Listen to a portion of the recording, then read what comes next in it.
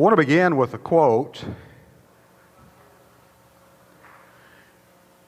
We are faced with a series of great opportunities, brilliantly disguised as insoluble problems. And I think that quote aptly sums up what we're going to be looking at this morning from chapter 11 of Hebrews. The circumstances and the way that the circumstances played out fit that quote to a T, and I would suggest that there are things in our lives that fit that quote to a T that can be overcome as long as we have faith, and the faith that we're going to see in this passage this morning. The heroes of faith that we're going to look at this morning are Joshua and Rahab. You might remember that Joshua had taken over the reins of leadership of Israel after the death of Moses, and he was going to be tasked with leading Israel into the Promised Land. But you might remember, too, prior to that, when Israel had sent spies into the Promised Land during the time of Moses, they had come back with a report, 10 of them had, that scared the people to death that we really can't go in there, even though God had said, I've already given the land to you. But that group of people fell in the wilderness because of their lack of faith, and we saw a lot about that earlier in chapters 3 and 4 of Hebrews. But the point is, the time has come that they're going to go into the land. And this is a new group of folks because they're going to go in there, and they have the intention of doing what it takes to take that land, the land that God had given them. And upon entering the land, Joshua was faced with a great task in leading Israel against a very heavily fortified city called Jericho. And we're going to see in this passage that that city was taken by Joshua's leadership, and Israel following that leadership and having the faith that Joshua had in carrying out the battle plan. It was not going to be an easy task. Jericho was very heavily fortified. But we're going to see that by faith they took it. And then inside that city was a pagan prostitute by the name of Rahab. And at some point in time, she had heard about how God had miraculously delivered His people out of Egypt. And then word had gotten to her that Israel had defeated two very, very powerful kings on the other side of the River Jordan. And so she had come to the conclusion that her city was not going to be any match for these people and their God, and that her family's demise was imminent. And importantly, according to Joshua chapter 2 and verse 11, she had come to believe that God, the God of Israel, was the one true God in heaven above and on earth beneath. And so as events unfolded, you might remember that Joshua sent some spies into Jericho, came to Rahab's house. The king there in Jericho had heard about the spies coming to Rahab's house and had inquired about it, but she hid those spies. And then she asked the spies to take care of them. Now therefore I beg you, swear to me by the Lord, since I have shown you kindness, that you also will show kindness to my father's house. And give me a true token, and spare my father, my mother, my brothers, my sisters, and all that they have, and deliver our lives from death. And the spies responded to her this way. So the men answered her, our lives for yours, if none of you tell this business of ours. And it shall be, when the Lord has given us the land, that we will deal kindly and truly with you. And so they told her to put a scarlet rope outside the house where they are going to be let down in just a little time after this, so that they could identify her house. And so they promised her this, or this was the result. They had promised her they would take care of her. And Joshua spared Rahab the harlot, her father's household, and all that she had. So she dwells in Israel to this day, because she hid the messengers whom Joshua sent to spy out Jericho. So that sets the stage for what we're going to be looking at this morning relative to the faith of Joshua and the faith of Rahab. That gives us an idea of what's going on, the context, and we can learn some wonderful things from Rahab and Joshua regarding faith. We'll begin with Joshua. So in Hebrews chapter 11 and verse 30, by faith the walls of Jericho fell down after they were encircled for 7 days. Now those few words in that verse cover a lot of territory relative to faith. You may remember, as preparation was being made to take Jericho, that God appeared to Joshua in human form as the captain of the Lord's army and revealed to Joshua how Jericho would be won. And anybody, in looking at it from human terms, would have to say it's the most ridiculous battle plan that's ever been devised. It's just ridiculous. They were going to march around Jericho one time for 6 days, carrying the tabernacle. During the march, they were going to be totally quiet. There would be not a word spoken. There would be 7 priests who would bear 7 trumpets of ram's horns before the ark. They did that for 6 days, one time around the city. Then the 7th day, they were to march around the city 7 times. And as that was done by the Israeli army, that signal from Joshua would come. The priests were to blow those trumpets, and the people were to shout. And the promise of God was, at that time, the walls of Jericho would fall and Israel would march right into the city and take it. Well, that's some battle plan.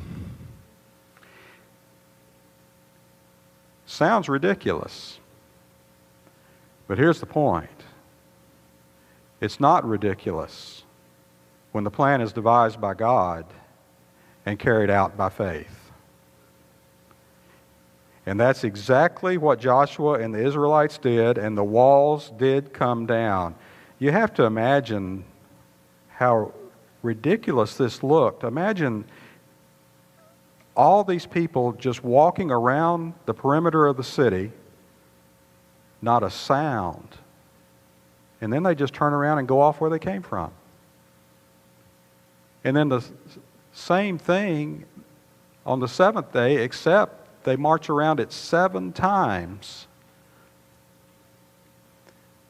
But when those trumpets blew and those walls fell, that did not look so ridiculous anymore. I've got a video here for you. I thought you might find it interesting. I did. It's about some diggings and archaeological type approaches that have been done on the old city of Jericho. And it brings out some very interesting thoughts, and I thought you might like to see it. It's about a 6-minute video, so we'll watch this together. Goes into there about how the Bible describes what happens, and that's exactly what they found when they excavated the city. Says something too about how God provided for that victory, doesn't it? That whole idea about them just walking into the city, going up on the walls that had fallen, to be able to do what God had promised them they could do. Well, a few things to learn, I think. First of all, as God's people, we are always going to be confronted with powerful enemies. In fact, our daily existence is fighting a war against them. For we do not wrestle against flesh and blood, but against principalities, against powers, against the rulers of the darkness of this age, against spiritual hosts of wickedness in the heavenly places. And the only way to overcome that is by faith, the kind of faith that we're seeing in this event today. The sooner that we understand that salvation, faith in God, does not eliminate very difficult problems in life, the better off we're going to be. God is never ever promised to eliminate the problems. But what He has promised is to sustain us and give us ultimate victory. I mean, with the group that's here this morning, I'm sure that some of you have encountered some of these things in your lifetime. Perhaps your family isn't all that welcoming to you because you're the Christian in the group. Maybe work's a problem now for you because you're refusing to engage in worldly practices that go on with people there and brings on ridicule and perhaps schemes to bring you down because your actions expose them and they just don't like you for it. Maybe even former friends don't call you their friend anymore, have animosity towards you, speaking bad about you. It's a very real possibility. In fact, Peter talked about that. For we have spent enough of our past lifetime in doing the will of the Gentiles when we walked in lewdness, lust, drunkenness, revelries, drinking parties, and abominable idolatries. In regard to these, they think it strange that you do not run with them in the same flood of dissipation, speaking evil of you. I mean, these enemies can come from all kinds of contexts. But the point to be made is they cannot win as long as our faith is in God. A really fantastic book to read, especially the first few chapters, to put you in a context of a man that was surrounded by enemies of God would be that of Daniel. We just don't have time to get into it this morning, but I would suggest if you read that, you'll see a man that stood firm in his faith regardless of what was going on around him in that pagan culture. He was determined that he was going to step out in faith and he was going to follow God in that faith, even though surrounded by enemies. So what I'm saying to you, whatever comes at you in this lifetime, it can be and will be overcome by faith in God. Now, secondly, we have to believe that. We really have to believe that God is going to supply our victory for against our enemies ultimately, whatever that takes, whatever that shows, whatever is in play there, whatever that enemy looks like. And this event at Jericho is going to tell you exactly how He's going to do it. It'll be done by Him revealing His power while at the same time revealing your weakness and mine. Think a second about that battle plan. Why would God do it that way? God could just as easily have gone to Joshua and told him, here's the deal, I want you to gather up all these guys and we're going to go in there, we're going to take the city. Why in the world would He do it this way? Well, I'm absolutely convinced it would be because He was going to show them who was going to give them the victory. It wasn't going to be them that made that victory possible. Victory was going to come from God. It was going to come from His hand. Why the 6 days of marching around with nothing to show for it? Well, again, it shows their weakness. They simply had to trust God. And if you think about it, and this is a problem that all of us can have, if you think about it, if Israel had taken a regular army and gone in there and fought a regular army battle and won that battle, who do you think they would have thought should get the credit? I mean, it's obvious, isn't it? That's our problem. Thinking that strength against these enemies comes from ourselves. Well, it just doesn't. And we're prone to pride because of it. We're anxious to take the credit for it. But God steps back and does something quite remarkable to remind us that the victory is going to be because of Him, not because of us. He did a similar thing in Judges with Gideon. Gideon was going to go against the Midianites, 135,000. Mark that number down in your mind. 135,000 Midianites that Gideon was told to go up against. Initially, Gideon got an army of 32,000 men. But God came to Gideon and said, you got too many folks. You got too many guys. So Gideon whittled it down to 22,000. God came back and said, you still got too many. Eventually, that army that Gideon was going to go up against, 135,000, Gideon's army had 300 people in it. Again, Gideon could not have missed the message at the end of the victorious day he had against the Midianites that we didn't do this. God did. And Paul understood that from a personal standpoint. You remember in 2 Corinthians where he had asked God on several occasions to remove that thorn of the flesh? Well, here's a lesson he finally learned when God refused to do that. He said to me, my grace is sufficient for you, for my strength is made perfect in weakness. Therefore, most gladly, I will rather boast in my infirmities, that the power of Christ may rest upon me. Therefore, I take pleasure in infirmities and reproaches and needs and persecutions and distresses for Christ's sake. And here's the lesson he learned. For when I am weak, then I am strong. In other words, Paul saw that his strength came completely from God, not from himself, and trusting totally in God and not in himself was the only way. So what I'm saying to you this morning is true faith is going to recognize our weakness and God's ability. Faith will humble us as well as exalt God. Another thing that we can take from Joshua's faith here is that faith and obedience are inseparable. Genuine faith obeys God. The Israelites carried out that plan to the letter, and the result was such faith was victory. I've never been able to understand why so many in the religious world look upon baptism as a take it or leave it proposition. I just don't get that. God has said do it, so let's do it. And you know, if you think about it, think about baptism in this particular context, baptism is the first evidence that you have a saving faith.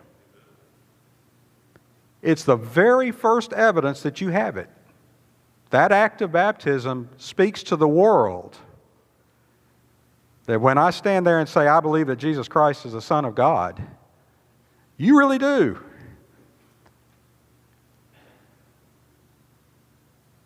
I just don't understand why people would look at it as a take it or leave it. Naaman, the leper, had to learn to do things God's way, even when they didn't even make sense to him. Remember, he was told to wash in the Jordan 7 times. He was a leper. Told to wash in the Jordan 7 times and he would be clean, and he became absolutely indignant. But Naaman became furious and went away and said, indeed, I said to myself, he will surely come out to me and stand and call on the name of the Lord his God and wave his hand over this place and heal the leprosy. Folks, let me tell you something. One of the most dangerous things we can do in life is define for ourselves how we think God ought to act. That's a dangerous place to be. But the man of God, when Naaman went there and found out what he was supposed to do about this leprous condition, the man of God didn't even come out to see him. He sent his servant out and told Naaman to go and wash there in the Jordan. Naaman is furious about that. Well, lucky for him, somebody in his entourage had some courage and some insight and told him, if this guy told you to do some great thing, you'd have done it. Why don't you just go do what they said to do? Naaman went, dipped 7 times. On that 7th time, up he comes, as clean as a baby. We must follow God that way, even if we don't understand why God is telling us to do something a certain way or whatever it may be. We have to see it as God said it, so we will do it. I mentioned this passage, it may have been last week. I don't remember if it was last week or the week before, but you can't read this passage too many times because it makes the point I'm making to you this morning. Jesus had gone out and found Peter out on the boats doing his fishing. Then Jesus got into one of the boats, which was Simon's, and asked him to put out a little from the land, and he sat down and taught the multitudes from the boat. When he had stopped speaking, he said to Simon, "Launch out into the deep and let down your nets for a catch." Now, the important thing about this is Peter had been fishing all day and caught nothing. So Peter's response is this: "Master, we have toiled all day and night and caught nothing," which is another way to say, "Why do you want me to do this? I'm the fisherman here. I know what's been going on today. There's no fish out there to catch." But look at what he says to Jesus. "Nevertheless, at your word, I will let down the net." Folks, we ought to emblazon that little passage right there. "Nevertheless, at your word, I will let down the net." That ought to be ingrained on our hearts because that is the only way to follow God. And would you know that when they went out, they caught so many fish, the net started breaking. God is just ready to bless us, I believe, in so many things if we just had the faith to do it.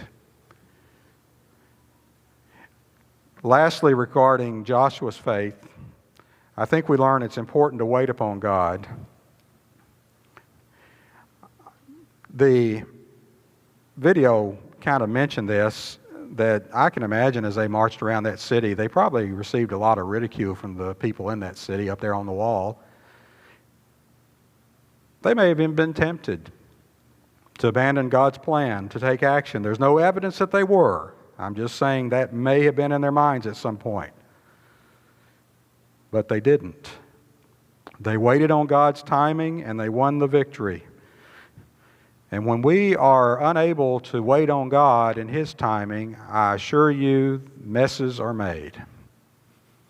All you got to do is go back to Abraham. The promise that was made through his son, it was looking like that promise just wasn't going to happen. So what did he and Sarah do? They devised a plan of their own. You talk about a mess afterward. We need to wait upon God expectantly, and listen to me, expectantly that God will act in His own time for people of faith, keeping every promise He has made to people of faith. This is a great passage. "But those who wait on the Lord shall renew their strength. They shall mount up with wings of eagles. They shall run and not be weary. They shall walk and not faint." And Peter says something interesting as we think about looking ahead to the ultimate revelation of our salvation. We're waiting on God's time for that. "Whom having not seen you love, though now you do not see Him, yet believing, you rejoice with joy inexpressible and full of glory, receiving the end of your faith, the salvation of your souls." There's no doubt in those words. No doubt. Okay, that's what Joshua, I believe, can teach us. Let's look at Rahab for a second. "By faith the harlot Rahab did not perish with those who did not believe when she had received the spies with peace." Now listen, from the Jewish perspective, Rahab already had 3 strikes. She's out of here. She's a pagan, she's a woman, she's a prostitute. And yet, in this great book of Hebrews 11, this great chapter, Hebrews 11, she is only one of 2 women that are mentioned in that whole chapter. Can you imagine that? A pagan prostitute.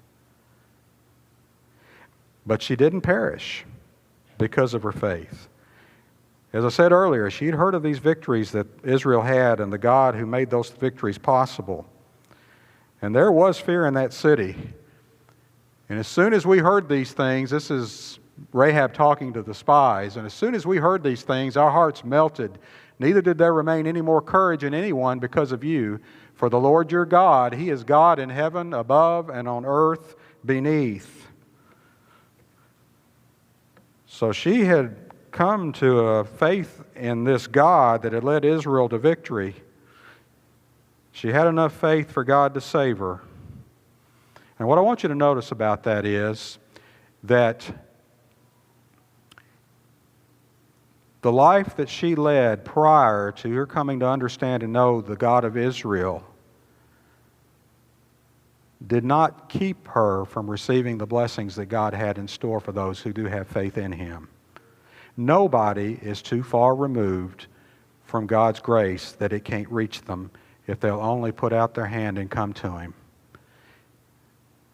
I would have a multitude of questions that I would love to ask Paul if I had that opportunity, but one question I really would like to know is, how did you ever put away what you had done to God's people before you became a Christian?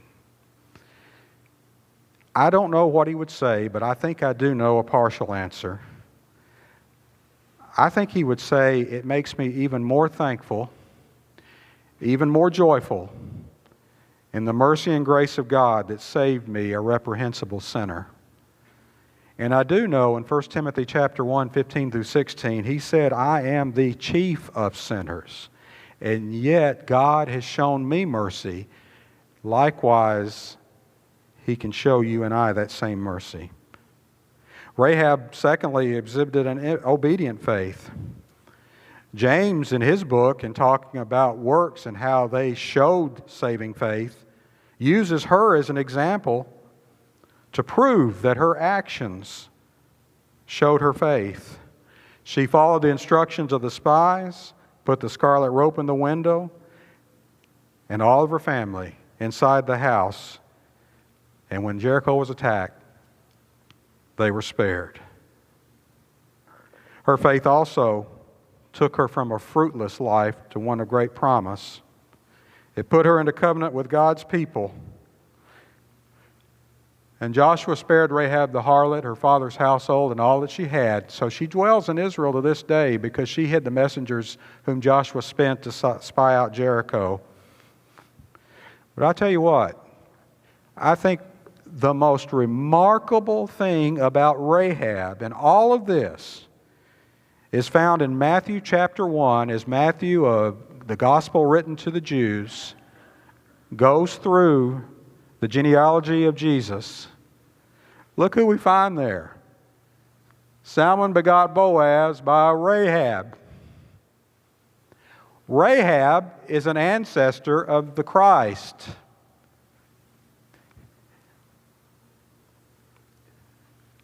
Oh, the depths of the riches, both of the wisdom and knowledge of God, how unsearchable are His judgments and His way past finding out. Amen. And she was an ancestor of Jesus with a great testimony to the grace of God. And so what I'm saying to you is Rahab's turn to faith should put us on notice that God can reclaim the worst of the worst who turn to Him in faith.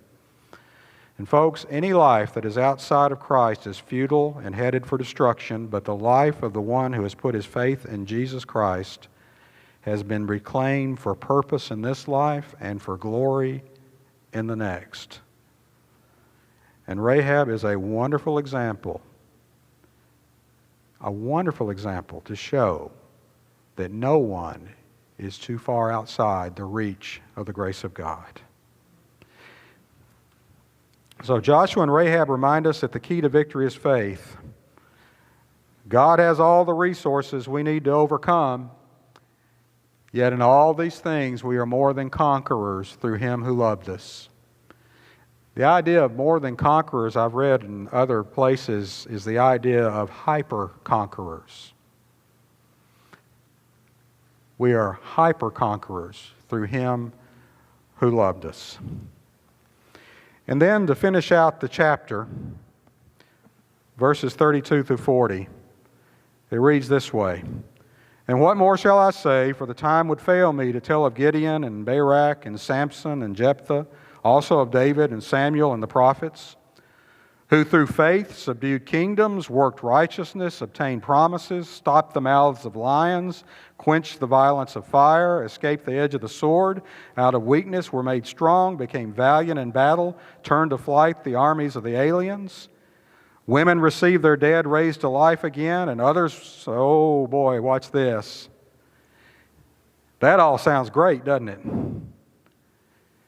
And others were tortured, not accepting deliverance, that they may obtain a better resurrection. Still others had trial of mockings and scourgings, yes, and of chains and imprisonment. They were stoned, they were sawn in two, were tempted, were slain with the sword. They wandered about in sheepskins and goatskins, being destitute, afflicted, tormented, of whom the world was not worthy. They wandered in deserts and mountains and dens and caves of the earth. And all these, having obtained a good testimony through faith, did not receive the promise, God having provided something better for us, that they should not be made perfect apart from us. Did you see that? Some people did great, great things, and other people suffered horrible, horrible things, and both groups were people of faith. That's the thing to keep in mind. And this is an important passage to keep and end any confusion relative to what faith is and the kind of life it guarantees. You might notice in verse 33, he speaks of those who escaped the sword, and in verse 37, he speaks of those who were slain by the sword. In Acts chapter 12, verses 1 through 2, James, the brother of John, is put to death by the sword, and just right away we learn that Peter has been arrested, but God miraculously saved him from that. So what I'm saying to you is that having faith is not the determining factor as to whether one escapes or suffers. And it doesn't mean, hear me out, it doesn't mean that God loves the one better than the other, or that somebody's faith is more than this person's faith. That just simply isn't true. It just, what little hair I have to pull out, it makes me want to pull out my hair when I see people being told that something that's happened to them or is happening to them is because they just don't have enough faith. Come on. That is one of the most horrible things you can say to anybody.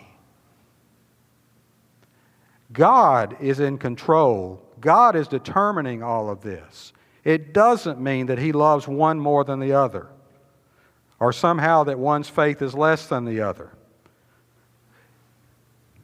Jesus said this to the disciples on the night that He was betrayed. They will put you out of the synagogues. Yes, the time is coming that whoever kills you will think that he offers God service. Well, isn't that nice?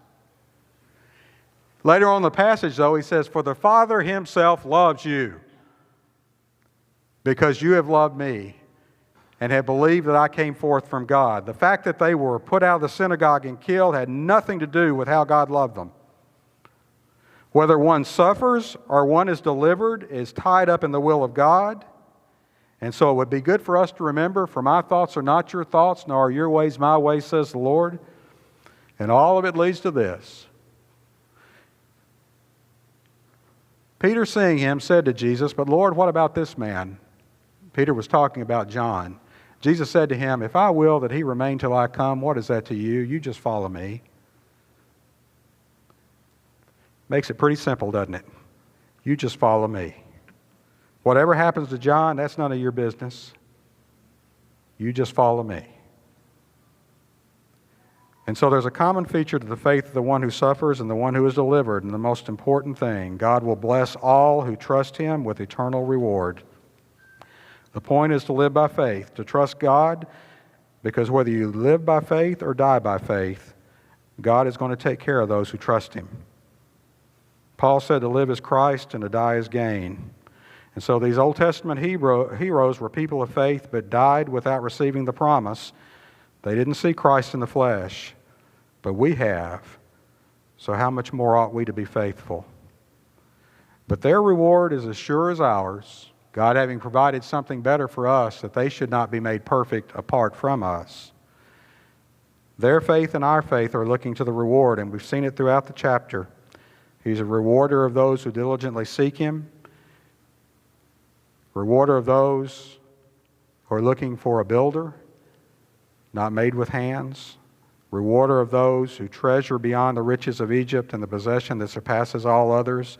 In other words, faith that is based on partial revelation or one based on full revelation is looking to the same thing, all that God will be for us in this life and all that He will be for us beyond the grave.